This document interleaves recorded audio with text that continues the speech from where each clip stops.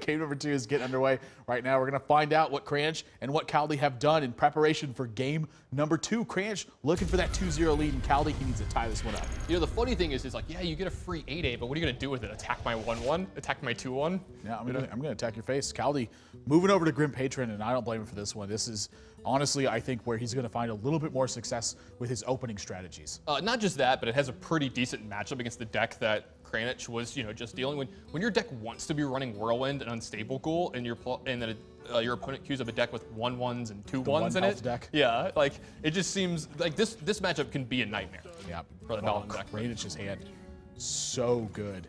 Oh, so you're saying Wild Growth in the opening hand of a Druid deck is good? It's pretty darn good. It's the curve that follows it up. That's also pretty darn good. Kaldi, we've seen Kaldi actually use Tempo Frothin' Berserkers against certain decks too, and honestly, I look at this situation and I see that possibility here. Well, Innervate just got drawn for Kranich as well, so tons of mana over the next couple of turns. Yeah, like you said though, Kaldi, he's been pretty aggressive in his stances that he's made with this Grim Patron deck. You see people like Zalay be like really, careful and juke and jive with it, and you've seen Kaldi take different, approaches with it, getting his stuff out a lot earlier. As you see here, he's just like, yeah, 2-4, beat it. Look how quickly he's played it. Oh, Harrison Jones gets picked up. This is actually looking like a pretty darn good game from Kranich. Yeah, I think you charge into the Frothin' Berserker all day here. I mean, it's not threatened on board. Yeah. You get yourself a 1-for-1. I mean, the coin not a big deal here. This turn's gonna be rough too. This Death Bite's gonna come in, and then Harrison Jones is gonna put it in the museum. Yeah. We have seen so many things get put in the museum lately. Well, we've seen so many Death Bites get put in the museum, but it's also been joined by Doomhammer, some Jiraxxus hands. Yeah, the Lord Jiraxxus one. Oh my God, that was unbelievable from Zalay. Yeah, but one more to tack onto it. And Kaldi, you can just see, he does not look happy about it. Yeah, here's your armor, idiot. Jesus, it's just turning into the statement of the days. It's gonna be a meme before the season's over. He does have Fiery War Axe to take this out though. Even has Slam, can pick up an extra card here, and just use the Armor Smith to finish this off. Yeah, you don't believe he's just gonna run the Armor Smith in, right? Otherwise, you just wouldn't slam if you wanted to use Fiery War Axe. Or is it worth that much to leave your Armor Smith in play? I'm curious if it's worth that much. Yeah, exactly. Well, he drew an Unstable Ghoul, so now things change up just a little bit.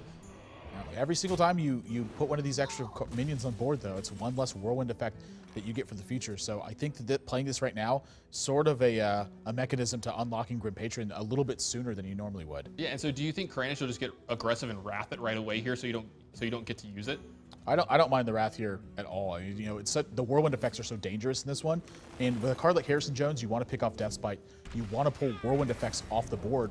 Why wouldn't you Wrath it? Yeah, and so Kranich, he's kind of getting to the point where this Innervate not going to do a ton. Next turn he can play, oh, what a draw here from Kaldi. Heat going off the top, Kaldi's deck. Right off the top turnbuckle, Emperor Thorson jumps into play, and not getting a big effect here, but this is kind of a must-kill minion for Kranich. If Emperor Thorson was a wrestler, who would it be? I think he would be Ultimate Warrior. I think it just... same Emperor time, same Emperor channel. Swipe is going to be the lead here, and the damage push is coming afterwards. This Innervate going to unlock the Shade this turn as well. So getting some work done. It's important to be getting these effects on board. Kaldi, every single turn that he gets closer to those big card draw effects, it's one step closer to unlocking bigger and bigger turns. Well, the thing is, he needs to start doing it soon, though, because Kranich, he's going to start bringing the pressure, and he already has a Savage Roar. He's just digging for that Force of Nature. Yep, Sylvanas also going to be a big one to add. Deathbite is going to start setting this turn up beautifully. Does he swing it face here ever, actually? 12, 16, 20? Here's the thing. If Kaldi doesn't armor up this turn, Kranich is a mana short. Otherwise, he'd be lethal combo. Yeah, I mean, the big one is the time here. Kaldi's going to continue to invest in boards. And Direwolf Alpha potentially squeezing an extra point of damage here. If you're Kranich, do you just start to get... Oh, geez. 12, 16, 17, 18. He's got 19 points of damage this turn. Is he just going to... We've seen him do this before. Just go for it. Yeah, I think you hold on to it. I think the Sylvanas, and this is the turn, I think you just unveil the Shade. Yeah, because he has to deal with your entire board. Yeah, he wants to deal with the Sylvanas, obviously. The Direwolf Alpha is a big enough threat. The Shade, really the only time you ever get punished here is if Kaldi has an Execute back behind this. So that is what he's thinking about. The longer he leaves the Shade here, the more damage he has long-term with the Savage Roar as well. Yeah, if you save it, it's worth 9 damage next turn, guaranteed.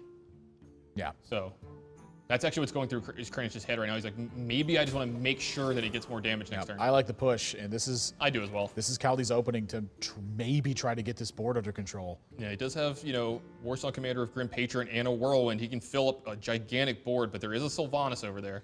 He's obviously thinking about, you know, the implications of Force Nature Savage Roar, so he's going to play around that. And I don't blame him for that at all either. It's always dangerous. You know, maybe that's one of the only ways he actually loses the game. Now, where does this Death Spike go? It goes upstairs?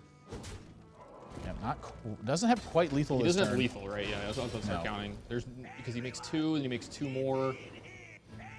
Yeah, he's going to be short. He had Inner Rage, would that have been lethal? I think it would have been, right? 5, 6, 8. Would have been 18 plus 2. We went in 1 short. Yeah. So Kaldi doing the work he can. He can clear this entire board here. Animations have to finish as well. Kaldi's got to hurry this up. Yeah, he can even use Fiery War Axe to clean off the last one as well. He needs to Oh hurry. my gosh. I think he's got it queued up. I think he's got it all queued up. Yeah, he's going to have to sack his whole Grim Patrons to do this. And he actually missed that last attack as well. Oh, no, he didn't miss the last attack, but so his head shake was the fact that he had to sacrifice so much. An Ancient of War gets picked up for Kranich. Wow, what a draw. I mean, was there a better draw in the deck right now? I mean, he gets to, I mean, for the mana, no, because he gets to take care of this Warsong Commander and play Agent of War. Is he going to uproot this? Please, we haven't seen it yet. One time, uproot. Yes! Oh my gosh, the 10-5 Ancient of War is real. Kaldi draws a shield block though. If he picks up a shield slam right here, now Execute is also live. He's got 1 more draw to make it happen, and he misses 10 plus 4 plus 4, 18, 19 points of damage is what he's staring at, so he's not quite dead. Druid of the Claw is lethal here. Force of Nature obviously is lethal here. He can't play his big game hunter anymore, by the way. I don't think he's too concerned with that right now. He's getting 10 points of damage out of an Ancient of War. Now, the thing is, he knows his Ancient of War. Well, yeah, Kaldi won't be able to attack it, actually, next turn either, so if you attack for 10 here, Kaldi... I don't think Kaldi's going to have an option other than to attack it. Yeah, and then he's going to just die to the Savage Wars, right? That'll be just enough, right? Actually, yeah, if he attacks him for this much, then he can't use it. He has to find something like Execute. Oh my goodness. I cannot believe we're seeing an uprooted Ancient of War. 12 points of damage comes crashing in, and he sets Kaldi below a threshold. He has to draw and Execute or Shield Slam right now, and Acolyte of Pain gives him 1 more draw to do it. Yeah, he gets 1 more draw. He gets to Inner Rage his Acolyte of Pain here. This draw is so important. Warsong Commander not gonna do it. That doesn't unlock the order of this. It doesn't give it doesn't give the Acolyte of Pain charge in the reverse order, and Kaldi just gonna attack Ancient of War. Wow, what a draw from Kranich. And this is the first time that I think I've seen an actual spot where the uproot was flat out better than the taunt side of things.